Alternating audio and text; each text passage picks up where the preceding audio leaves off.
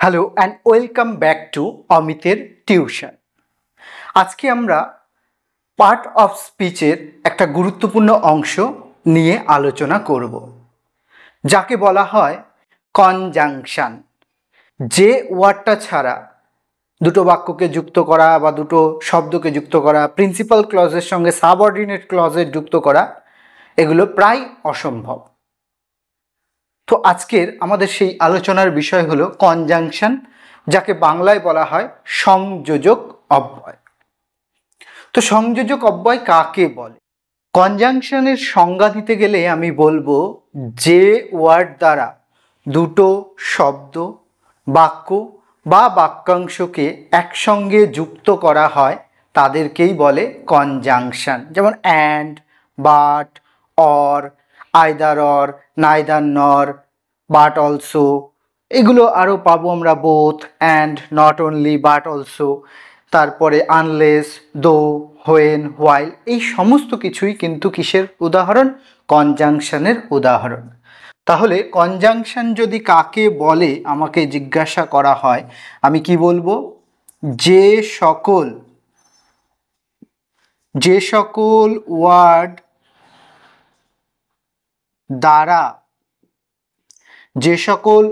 দ্বারা দুটি বাক্য, শব্দ বা বাক্যাংশকে একসাথে যুক্ত করা হয় তাকেই কি বলে?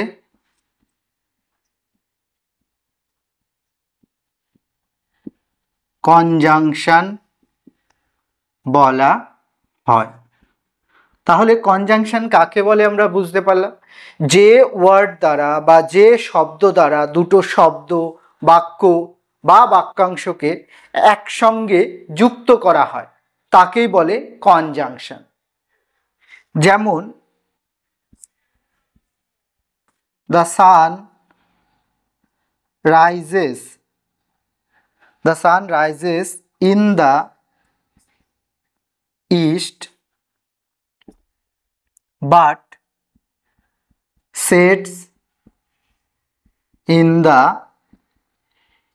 west. সূর্য পূর্ব দিকে ওঠে, এখানে একটা বাক্য, east, sets in the west আর একটা অংশ। এই যে বাট, এই বাটের মাধ্যমে কিন্তু আমরা এই দুটো বাক্যকে যুক্ত করলাম, তাই একে বলে conjunction. In cricket we need a bat and a ball. তাহলে এই যে ক্রিকেট খেলায় নিডে ব্যাট একটা শব্দ, এ বল একটা শব্দ, একে যুক্ত করলো কে? অ্যান্ড, তাই এটাকে আমরা বলবো কি? কনজাংশন। যেমন Rahim or Karim will get the prize. Rahim or Karim will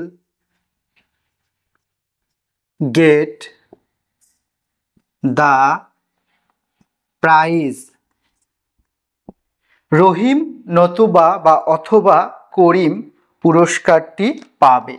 রহিম অথবা করিম পুরস্কারটি পাবে। তাহলে কনজাংশন বিষয়টা ক্লিয়ার হলো। সব কিছুর আগে বিষয়টা আমাকে ক্লিয়ার করতে হয়, তারপরে তো তার বিভেদ, তার ভাগ, তার প্রভেদ, এই সমস্ত বিষয়, তার ইউজ, এগুলো পরে শিখতে হবে, কিন্তু আগে আমাকে কনসেপ্টটা ক্লিয়ার করতে হবে। তাহলে কনজাংশন কি? কনজাংশন কথার অর্থ হলো সংযোজক অব্যয়। কনজাংশন কথার অর্থ কি? সংযোজক অব্যয়। যে সকল ওয়ার্ড দ্বারা দুটি বাক্য, শব্দ বা বাক্যাংশকে একসাথে যুক্ত করা হয় তাকেই কনজাংশন বলা হয়। ওকে যদি বলা হয় কনজাংশনের উদাহরণ দিতে, তাহলে আমি কি বলবো? এখানে যেমন অ্যান্ড, বাট, অর, নাইদার নর, আইদার অর, এই সমস্তগুলো আমরা ব্যবহার করতে পারি। এখানে আমরা তিনটে দেখলাম, the sun rises in the east but sets in the west. সূর্য পূর্ব দিকে উদিত হয় বাট পশ্চিম দিকে অস্ত যায়। এই যে বাট, এই বাটটা হলো কি আমার কনজাংশনের উদাহরণ। যেমন in cricket we need a bat and a ball, তাহলে এখানে এই যে অ্যান্ড দিয়ে যুক্ত করা হলো, তাই এটাকে বলবো conjunction. Rahim or Karim will get the prize, তাহলে এই যে অর দিয়ে যুক্ত করা হলো, তাই এটাকে বলছি আমরা কনজাংশন। তাহলে বিষয়টা ক্লিয়ার হলো। কনজাংশন মানেই হলো সেই শব্দ বা সেই ওয়ার্ড যার দ্বারা দুটো বাক্য, বাক্যাংশ বা শব্দকে একসঙ্গে যুক্ত করা হবে। এটা ক্লজের ক্ষেত্রেও দেখতে পাবো আমরা। সাবঅর্ডিনেট ক্লজকে যুক্ত করতে মেইন ক্লজের সঙ্গে কনজাংশনের ব্যবহার রয়েছে। এবার ক্লজ কি সেটা নিয়ে পরবর্তীতে আমাদের ভিডিও আসছে, তার জন্য তোমাদের এই চ্যানেলটিকে সাবস্ক্রাইব করে রাখতে হবে। কনজাংশন কাকে বলে সেটা তো জানলাম বা বিষয়টা আমরা বুঝলাম। এবার জানবো কনজাংশনকে কয় ভাগে ভাগ করা হয়, অর্থাৎ ইংরেজি গ্রামারে আমরা যে কনজাংশনগুলো ব্যবহার করি তাদেরকে মূলত ক ভাগে ভাগ করা হয়। তো সেই অনুযায়ী কনজাংশনকে 3 ভাগে ভাগ করা হয়। কোঅর্ডিনেটিং কনজাংশন, সাবঅর্ডিনেটিং কনজাংশন এবং কোরিলেটিভ কনজাংশন। তাহলে কনজাংশনের প্রকারভেদ যদি বলা হয় কি বলবো, কনজাংশনকে মূলত বা প্রধানত 3 ভাগে ভাগ করা হয়। সেগুলি কি কি?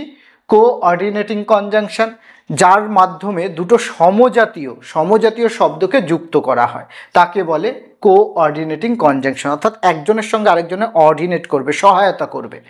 সাবঅর্ডিনেটিং কনজাংশন, এটা আমাদের ক্লজ বিষয়টা বুঝতে হবে। ক্লজ বুঝলে সেখানে মেইন ক্লজ, সাবঅর্ডিনেট ক্লজ পাবো। সেই সাবঅর্ডিনেট ক্লজকে মেইন ক্লজের সঙ্গে যুক্ত করতে যে কনজাংশনগুলো ব্যবহার করা হয় সেটাকে বলে সাবঅর্ডিনেটিং কনজাংশন। কোরিলেটিভ কনজাংশন কাকে বলে? কোরিলেটিভ কনজাংশন হলো সেই কনজাংশন যেখানে একটার সঙ্গে আরেকটা শর্ত উপস্থাপন থাকে এবং একটার সঙ্গে একটা সম্পর্কিতভাবে সংযুক্ত থাকে। তাহলে এবার চলো একে একে দেখে নেওয়া যাক এই প্রকারভেদগুলি সম্পর্কে। প্রথম যেটা রয়েছে সেটাকে বলছে কোঅর্ডিনেটিং কনজাংশন।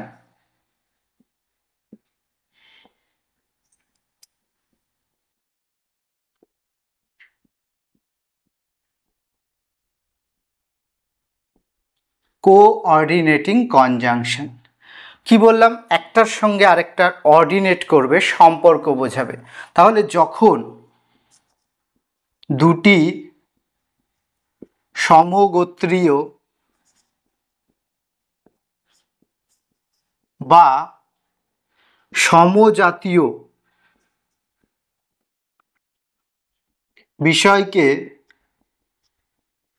একসাথে, সেটা বাক্য হতে পারে, শব্দ হতে পারে, বাক্যাংশ হতে পারে, সমজাতীয় বিষয়কে একসাথে সংযুক্ত করা হয়। এখানে যখনটা হবে না, দুটি সমগোত্রীয় বা সমজাতীয় বিষয়কে একসঙ্গে সংযুক্ত করা হয় যে সকল কনজাংশন দ্বারা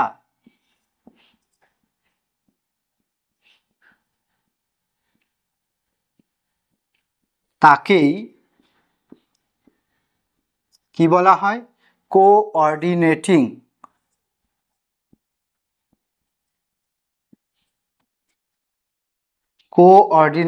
কনজাংশন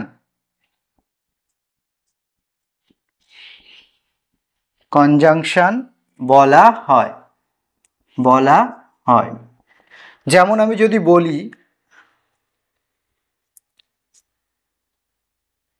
টু ড্র এ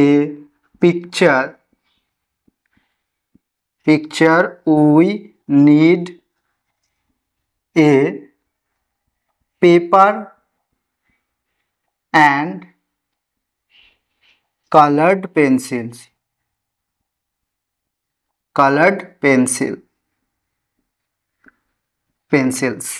তাহলে একটা ছবি আঁকতে আমাদের কি কি প্রয়োজন? পেপার প্রয়োজন এবং রং পেন্সিল প্রয়োজন। এই যে পেপার আর রং পেন্সিল, এই দুটোকে যুক্ত করলাম, এই দুটোই একটা কাজে ব্যবহৃত হচ্ছে, সমগোত্রীয়, সমজাতীয়, তাই এটাকে আমরা কি বলছি? Coordinating conjunction. যেমন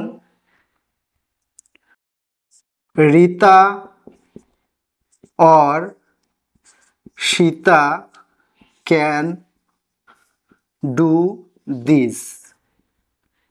বলছে रीता নয় सीता এটা করতে পারে। रीता অথবা অথবা और रीता RITA रीता और Sita can do this. Rita অথবা सीता এটা করতে পারে। হলো এই রকম বিষয়গুলো, যেমন she is poor but honest। সে গরিব কিন্তু সৎ। সে গরিব কিন্তু সৎ। সে গরিব কিন্তু সৎ।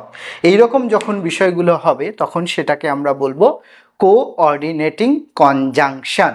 তাহলে কোঅর্ডিনেটিং কনজাংশন যদি বলা হয় সেক্ষেত্রে সংজ্ঞা দিতে গেলে আমি কি বলবো, যখন দুটো সমগোত্রীয় বা সমজাতীয় বাক্য, শব্দাংশ, শব্দ বা বাক্যাংশকে একসঙ্গে যখন যুক্ত করা হয় যে কনজাংশন দ্বারা, তাকেই বলে কোঅর্ডিনেটিং কনজাংশন। যেমন to draw a picture we need a paper and a coloured pencil and Rita और Sita can do this. Rita অথবা सीता এটা করতে পারবে। তাহলে or she is poor but honest. সে গরিব কিন্তু সৎ। এই যে কিন্তু শব্দটা ব্যবহার করলেও এটাকে বলবো আমরা কি, conjunction.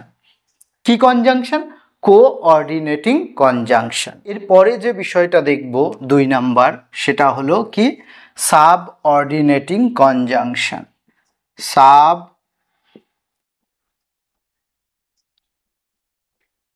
Subordinating conjunction. Subordinating conjunction কাকে বলে?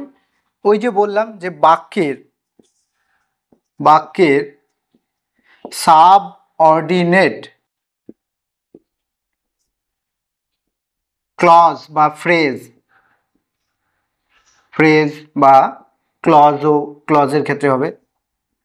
এই ফ্রেজ কাকে বলে, ক্লজ কাকে বলে, এগুলো নিয়ে আগামীতে আমাদের চ্যানেলে ভিডিও আসছে, যেখানে একদম বেসিক থেকে শুরু করে প্রত্যেকটা কনসেপ্ট পাই টু পাই ধরে তোমাদের করানো হবে। এর জন্য তোমাদের কি করতে হবে, শুধুমাত্র চ্যানেলটিকে সাবস্ক্রাইব করে পাশে থাকা বেল আইকনটিকে টিপে দিতে হবে, যাতে ভবিষ্যতে আমাদের পোস্ট করা যে কোনো ভিডিওর নোটিফিকেশন সবার আগে পৌঁছে যায় তোমার কাছে।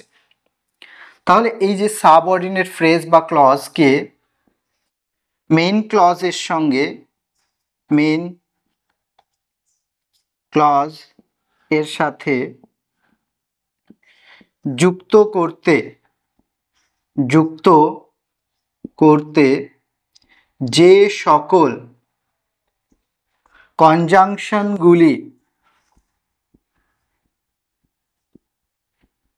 কনজাংশনগুলি ব্যবহার করা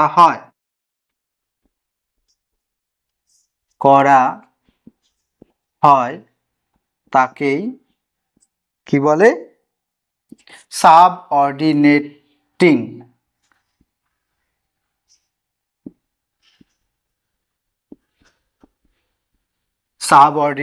ক্লজ বলা হয়। তাহলে বিষয়টা কি হলো, যে ক্ষেত্রে আমরা দেখব যে সাবঅর্ডিনেট ফ্রেজ বা সাবঅর্ডিনেট ক্লজ এটাকে মেন ক্লজের সঙ্গে যুক্ত করার জন্য যে কনজাংশনগুলো ব্যবহার করা হচ্ছে তাকেই বলবো সাবঅর্ডিনেটিং ক্লজ। যেমন Rahim can not pass the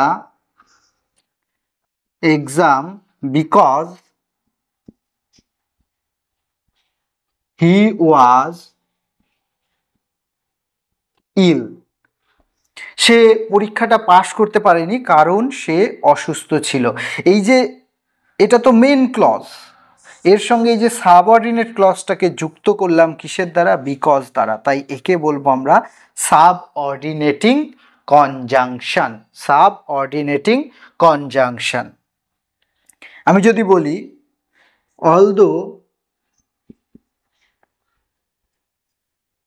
although he prepared for the exam comma দিয়ে ডিড নট স্কোর ওয়েল। যদিও সে খুব ভালোভাবে অলদো দিয়ে শুরু করলাম, he prepared for the exam did not score well, ভালো ফল কিন্তু সে করতে পারেনি। এই রকমই আমরা আরও ব্যবহার করতে পারি, কি আছে, আনলেস আছে, দো আছে, হোয়েন, হোয়াই, এই সমস্ত ইফ। তো এই যে বিষয়গুলো, এগুলো যখন আমরা একটা বাক্যে ব্যবহার করব কি হিসেবে, কনজাংশন হিসেবে, তখন তাকে বলবো সাবঅর্ডিনেটিং কনজাংশন। সাবঅর্ডিনেটিং কনজাংশনটা বুঝতে গেলে আমাদের ফ্রেজ, ক্লজ বিষয়গুলোকে একটু বুঝতে হবে, যেটা আমরা পরবর্তীতে ভিডিও নিয়ে আসব তোমাদের জন্য, এবং সেখান থেকে কনসেপ্ট এবং পুরো বিষয়টাই একদম ক্লিয়ার হয়ে যাবে। তার জন্য সাবস্ক্রাইব করো, চ্যানেলটাকে সাবস্ক্রাইব করো। তাহলে হলো কি, যে বাক্যের সাবঅর্ডিনেট ফ্রেজ বা ক্লজকে মেইন ক্লজের সাথে যুক্ত করতে যে সকল কনজাংশনগুলি ব্যবহার করা হয় তাকেই সাবঅর্ডিনেটিং ক্লজ বলা হয়।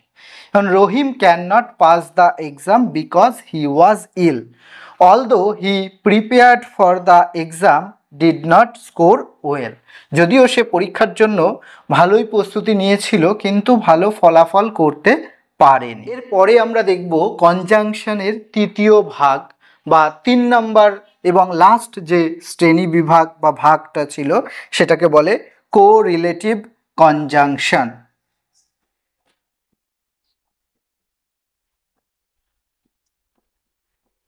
কোরিলেটিভ কনজাংশন, রিলেটিভ মানে কি গো? রিলেটিভ মানে আত্মীয়, তাই না? রিলেটিভ মানে আত্মীয়। তার মানে আত্মীয় কাকে বলে? যার সঙ্গে যার আত্মার মিল বা সম্পর্ক থাকে।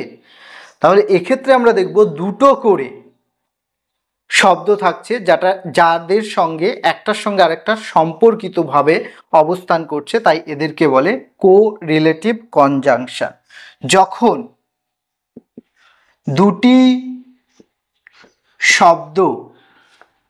দুটি শব্দ একসাথে বাক্যে একে অপরের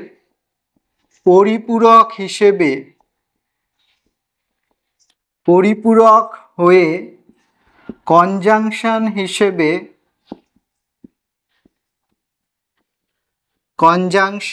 হিসাবে ব্যবহৃত হয় তাকেই কি বলে? তাকেই কোরিলেটিভ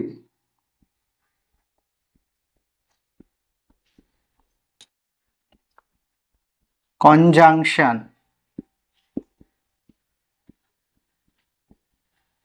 বলা হয়। তাহলে কোরিলেটিভ কনজাংশন বললেই বুঝতে হবে যে একটার সঙ্গে আরেকটার সম্পর্ক থাকবে। যেমন I will take,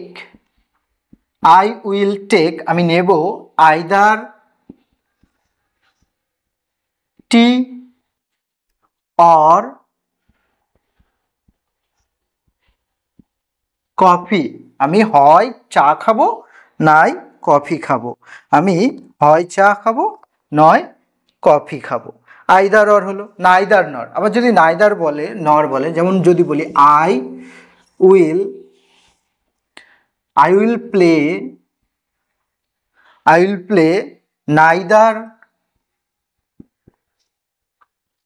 neither cricket নর ফুটবল, আমি না ক্রিকেট খেলবো না ফুটবল খেলবো, আমি টেবিল টেনিস খেলবো, আমার ইচ্ছে। তাহলে আমি এটাও খেলবো না ওটাও খেলবো না। এই যে বিষয়গুলো সেগুলোকে বলে কি? Correlative conjunction. আবার যদি বলি যে নট অনলি বাট অলসো, যেমন Rahim not only sings well, but also dance. Rahim যে শুধু ভালো গান করে তাই নয়, সে নাচতেও পারে। তো এই যে বিষয়গুলো যখন কি হবে, যে একে অপরের পরিপূরক হিসেবে যে সমস্ত কনজাংশনগুলি বাক্যে ব্যবহৃত হবে, একে অপরের পরিপূরক হিসেবে বাক্যে ব্যবহৃত হবে, তাকেই বলবো কোরিলেটিভ কনজাংশন। যেমন I will take either tea or coffee, এই যে either or. I will play neither cricket nor, এই যে নাইদার নর। এই যে নট অনলি বাট অলসো, এই যে বিষয়গুলো, এগুলোকেই বলে কি কনজাংশন। কি কনজাংশন? Correlative conjunction. তাহলে আজকে আমরা এই ভিডিওতে, এই ছোট্ট ভিডিওতে কি শিখলাম? পার্ট অফ স্পিচের একটা অন্যতম গুরুত্বপূর্ণ স্পিচ বা অংশ, সেটাকে বলে কনজাংশন। কনজাংশন কাকে বলে? যে শব্দের দ্বারা দুটি শব্দ, বাক্য বা বাক্যাংশকে, দুটো নয় শুধু, তার বেশিও হতে পারে, একসঙ্গে যুক্ত করা হয়, একসঙ্গে যুক্ত করার কাজ করে, তাদেরকে বলে কনজাংশন। যেমন and, but, or, either or, neither নর, not only, but also, although, এই সমস্ত বিষয়গুলো যেগুলো সো অন ভাবে চলতে থাকবে, সেগুলোই হচ্ছে কনজাংশন। কনজাংশনের প্রকারভেদের কথায় যদি আসি, কনজাংশনকে কটি ভাগে ভাগ করা হয়? কনজাংশনকে প্রধানত তিনটি ভাগে ভাগ করা হয়। সেগুলো কি কি আমরা পেলাম? Coordinating conjunction. কি? Coordinating conjunction. And, but, or, nor, so, for, yet. Subordinating conjunction কি কি পেয়েছি? Because, although, since, if, unless, though, when, while. Correlative conjunction, either or, neither nor, both and, not only but also. তাহলে এই ছিল তোমার কনজাংশনের একটা complete video, যেটা আমরা একদম বেসিকভাবে তোমাদের সামনে বোঝানোর চেষ্টা করেছি বা উপস্থাপন করার চেষ্টা করেছি। আশা করি কনজাংশন নিয়ে আর কারো কোনো ডাউট থাকবে না। যদিও বা কিছু থেকে থাকে, তাহলে ভিডিওটাকে আরেকবার দেখে নিতে পারো। তারপরেও যদি কিছু জিজ্ঞাসা থাকে, কমেন্ট করো, আমরা যথাসাধ্য চেষ্টা করব তোমার সেই দ্বিধা বা যে জায়গাটা তোমরা বুঝতে পারোনি সেই জায়গাটাকে ক্লিয়ার করে দেওয়ার। আর শেষে একটা কথাই বলার, চ্যানেলটিকে সাবস্ক্রাইব করো, যাতে ভবিষ্যতে আমরা এরকম ভিডিওগুলো আনার যে প্রচেষ্টা একটা শুরু হয়েছে, অর্থাৎ আমরা ইংরেজির বেসিক থেকে ধাপে ধাপে যে ওপরে ওঠার একটা প্রয়াস বা প্রচেষ্টা তুমি, আমি, আমরা সবাই মিলে চেষ্টা শুরু করেছি, সেটা চালিয়ে যেতে পারি। ভিডিওটা ভালো লাগলে একটা লাইক করো, কমেন্ট করে জানিও তোমার মনের অভিব্যক্তি, এবং সাবস্ক্রাইব করেও অমিতের টিউশন চ্যানেলটিকে। এরপরে দেখা হবে অন্য কোনো ভিডিওতে পরের দিন। Till then, keep learning, keep growing.